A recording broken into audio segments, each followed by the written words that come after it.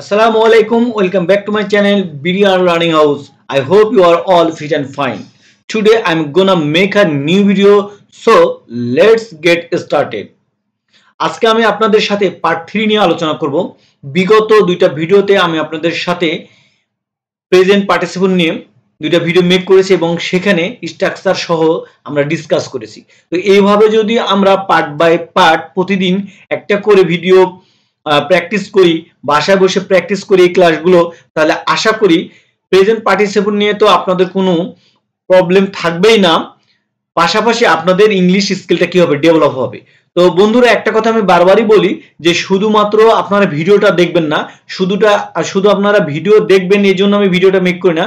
আমি চাই আপনারা এই ভিডিওটা দেখে আপনাদের নিজের ইংলিশের স্কিলটা কি করেন, ইমপ্রুভ করেন, তাহলে আমি কি সার্থক হব। তো চলুন শুরু করি।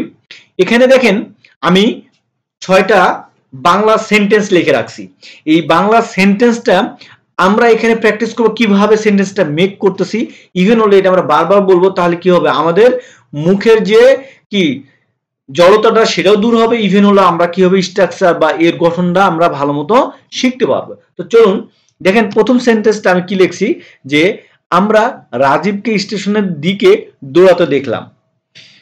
আমি এর আগের ভিডিওতে বলেছি যে একটা সেন্টেন্সের আমরা সাধারণত জানি তিনটা কি থাকে, অংশ থাকে। একটা হলো সাবজেক্ট, ভার্ব আর একটা অবজেক্ট। আমি প্রেডিকেট এগুলো নিয়ে কথা বলতে চাচ্ছি না, তারা হয়তো অনেক কঠিন আসবে, এই জন্য আমি বলতেছি সহজ ভাষায় যে একটা আমরা সেন্টেন্সকে সবসময় থিঙ্কিং করবো, একটা সাবজেক্ট থাকে, ভার্ব থাকে, একটা অবজেক্ট থাকে। ঠিক আছে, তাহলে সাবজেক্ট কোনটা, ভার্ব কোনটা, অবজেক্ট কোনটা সেটা কিন্তু আমরা জানি। তারপর বলি যে কর্তা নিজে কাজ করে সেটা তো সাবজেক্ট, আর যার পরে কাজ করতেছে সেটা অবজেক্ট, আর যে কাজটা করতেছে সেটাই তো আমরা জানি কি সাবজেক্ট। তাহলে এখানে দেখেন তো বলতেছে আমরা রাজীবকে স্টেশনের দিকে দৌড়াতে দেখলাম। তাহলে এখানে সাবজেক্টটা কি, সাবজেক্টটা হচ্ছে আমরা, তাই না? তাহলে আমরা সাবজেক্টটা হচ্ছে তাহলে কি উই। আমরা কি করলাম, রাজীবকে স্টেশনের দিকে দৌড়াতে দেখলাম। তাহলে দেখাটা কে দেখলাম, মানে আমরা দেখলাম, তাহলে মানে হচ্ছে ভাবটা হলো দেখলাম, তার মানে পাস্ট। তাহলে উই স, আমরা দেখলাম, কাকে দেখলাম, রাজীবকে দেখলাম। রাজীব কি করতে দেখলাম, দেখেন উই স রাজীব, আমরা রাজীবকে দেখলাম কি করতে দেখলাম, স্টেশনের দিকে দৌড়াতে। স্টেশনের দিকে দৌড়াতে, তার ডেস্টিনেশনটা কি স্টেশনের দিক, কিন্তু এখানে এসে কি করতেছে, দৌড়াতেছে। তাহলে এখানে আসবে কি রাজীব, উই স রাজীব কি রানিং, কোন দিকে দৌড়াতে দেখলাম, স্টেশনের দিকে, টু দা স্টেশন। স্টেশন আমরা স্ট্রাকচারে আসতেছি, দুইটা আগে দেখি সেন্টেন্স, তাহলে দেখবেন এই জিনিসটা ক্লিয়ার হবে। আগে আমি তারপরে এক্সপ্লেন করতেছি। এখানে দেখেন প্রথম সেন্টেন্সটাতে আমরা সাবজেক্ট কিন্তু পাইছি একটাই, কিন্তু অবজেক্ট আছে কিন্তু দুইটা। কেমন অবজেক্ট দেখেন, একটা রাজীব, মানে সাবজেক্ট দেখলো কাকে, রাজীবকে, তার মানে দেখাটা ভার্ব, আর রাজীবকে যেহেতু দেখছে তাহলে রাজীব অবজেক্ট। আবার বলতেছে স্টেশনের দিকে দৌড়াতে। এই জায়গাটুকুর ভিতর দেখেন দুইটা জিনিস আছে, একটা আছে ভার্ব আছে আর একটা আছে অবজেক্ট, তাই না? এখানে একটা ভার্ব বা অবজেক্ট আছে। ভার্ব কোনটা, দৌড়াতে স্টেশনের দিকে, ক্লিয়ার?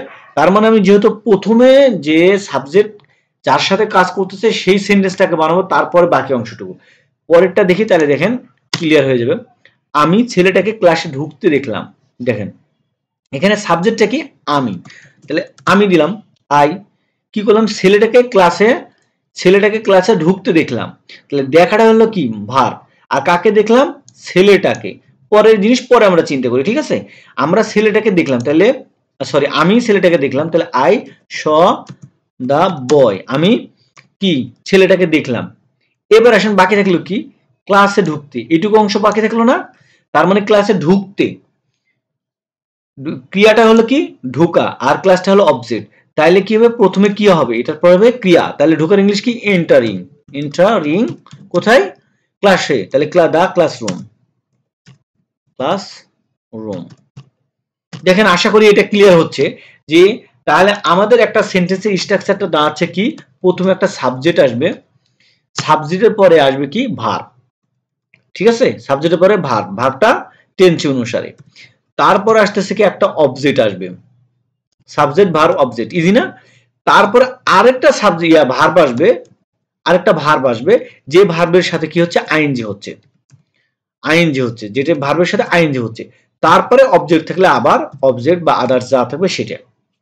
বুঝে নেন, দেখেন প্রথমে একটা সাবজেক্ট একটাই, সাবজেক্টের পরে ওই সাবজেক্ট যে ক্রিয়া করছে সেই ভার্ব, আর যেই অবজেক্টের উপর কাজ করতেছে সেই অবজেক্টটা, তারপরে যদি আর কোন ক্রিয়া বোঝায় সেই ক্রিয়াটার কি হচ্ছে আইএনজি ফর্ম, দেন হচ্ছে অবজেক্ট, তাই না? তাহলে দেখেন এটা ট্রাই করেন, আপনারা একটা কাজ করেন, এই সেন্টেন্সটা আমার দেখার আগে আপনারা একটু ভিডিওটা পোজ দেন, পোজ দিয়ে আগে নিজে ট্রাই করেন যে আপনি পারতেছেন কিনা, তারপর দেখেন এবং বাসায় বসে প্র্যাকটিস করেন, তাহলে দেখবেন আপনারা নিজে থেকে কি এই ধরনের সেন্টেন্সগুলো ইজিলি মেক করতে পারতেছেন।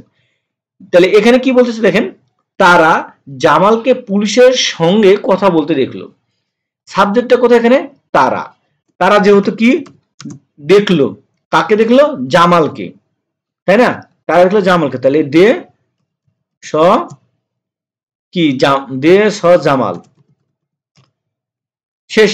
তাহলে তারা পাইলাম সাবজেক্ট, জামালকে অবজেক্ট পাইলাম, তারপরে কি হলো দেখলো, এটাও পাই গেলাম। বাকি থাকলো কি দেখেন তো, পুলিশের সঙ্গে কথা বলতে। পুলিশের সঙ্গে কথা বলতে, কথা বলার এটা হলো কথা বলতে, মানে এটা পুরোটা হলো কি ভার্ব, আর কার সঙ্গে? পুলিশের সঙ্গে, এটা হলো অবজেক্ট। অবজেক্টের সাথে কি প্রিপোজিশন থাকতে পারে, যেমন এখানে প্রিপোজিশন আছে, তাই না? তাহলে এখানে কি হচ্ছে, দে স জামাল কি করতে দেখলো? কথা বলতে। টকিং কি টু দা পুলিশ, পুলিশের সাথে কথা বলতে দেখলো। তাহলে দেখেন তো এই ধরনের সেন্টেন্স গুলো তাহলে আমরা ইজিলি বলতে পারবো, একটা প্রথমে সেন্টেন্স বলার পরে পরের ক্রিয়াটা বলার সময় ভার্বের আইএনজি ফর্ম করে আমরা পরের সেন্টেন্সটা বলবো, তাই না? পরের অংশটুকু বলবো, এটাই তো পার্টিসিপল, তাই না? যে আইএনজি ফর্ম হয়ে যাচ্ছে। তাহলে they saw Jamal talking to the police, তাই না? পার্টিসিপলটা কি জিরান আর পার্টিসিপলের মধ্যে পার্থক্য আছে, জিরান এবং পার্টিসিপল নিয়ে আমার অলরেডি ভিডিও মেক করা আছে, আপনারা চাইলে দেখে আসতে পারেন, তাহলে বুঝতে পারেন যে জিরান কোনটা পার্টিসিপল কোনটা। মানে জিরানটা হচ্ছে যখন শুধু এজ এ নাউন হিসেবে কাজ করে সেটা হলো জিরান, আর যখন ভার্বের সাথে আইএনজি যুক্ত হওয়ার পর ক্রিয়া হিসেবে কাজ করছে, মানে কাজ করতে পারে, হ্যাঁ, তখন কি হচ্ছে সেটা হলো এজ এ পার্টিসিপল হিসেবে ব্যবহৃত হয়। ওকে, এবার দেখুন পরের সেন্টেন্সটা, আমরা ইতিমধ্যে 3টা সেন্টেন্স করে ফেলছি, আশা করি হয়তো যারা আগে থেকেই জানেন বা আগের ভিডিওগুলো দেখতেছেন তারা এখন বুঝে ফেলেছেন যে আসলে এটা কিভাবে আমি ভিডিওটা পরের সেন্টেন্সটা মেক করব। তো দেখেন, আমি সূর্যকে দিগন্তে অস্ত যেতে দেখলাম, তাহলে সাবজেক্ট কি? আমি সূর্যকে দিগন্তে অস্ত যেতে দেখলাম, তাহলে এখানেও কি দেখাটা হলো ভার্ব, তাহলে আই স কি দেখলাম? সূর্যকে, তাহলে দা সান, শুধু সান হয় না, সান হয়, সূর্যের আগে অবশ্যই দা দিতে হবে, তাই না? কারণ সূর্য একটা নির্দিষ্ট একটাই পৃথিবীতে আছে, দ্বিতীয়টা নাই। এরকম যদি থাকে পৃথিবীতে যেটা একটাই আছে তার আগে অবশ্যই কি হবে?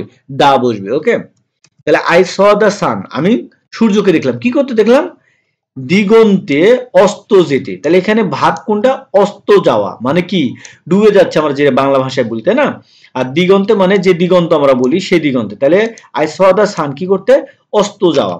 অস্ত যাওয়ার ইংলিশ কি? সেটিং। তাহলে I saw the sun setting, কোথায় সেটিং হচ্ছে? ডুবে যাচ্ছে বা অস্ত যাচ্ছে দিগন্তে, মানে হরিজন, মানে আমরা জানি দিগন্ত, তাহলে ইন দা হরিজন,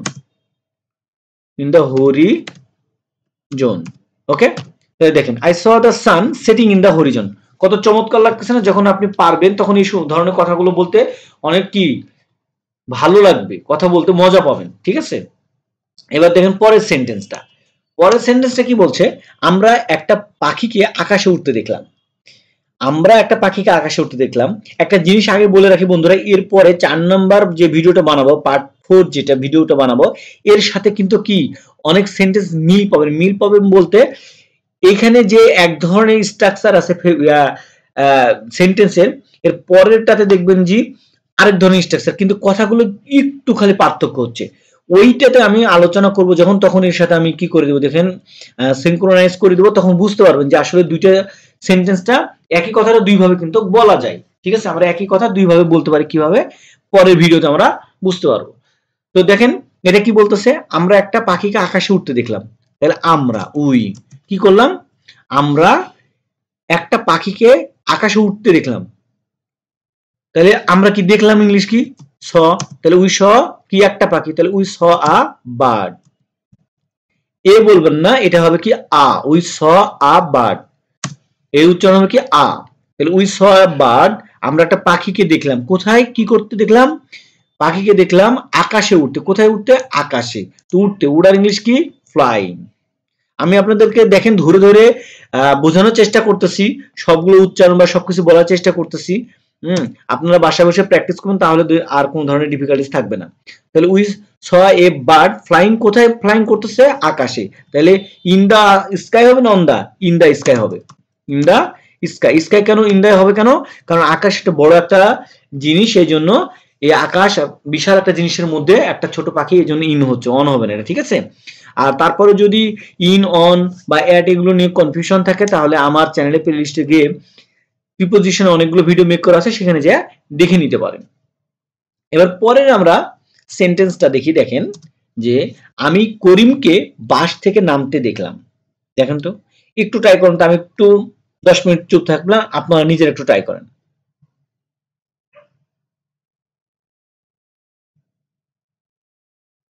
আশা করছি যারা রেগুলার ভিডিও দেখতেছেন তারা এটা বুঝতে পারছেন যে এটা কিভাবে সেন্টেন্সটা হবে বা কি হবে, এটা আপনারা অলরেডি লিখে ফেলছেন, ঠিক আছে? তারপর দেখি, আমি লিখি যে আমি করিমকে বাস থেকে নামতে দেখলাম। তাহলে সাবজেক্ট হলো আই, তাই না? আমি করিমকে বাস থেকে নামতে দেখলাম, দেখার ইংলিশ কি? স। তাহলে আই স কি? করিম। তাহলে আই স করিম, খরিম।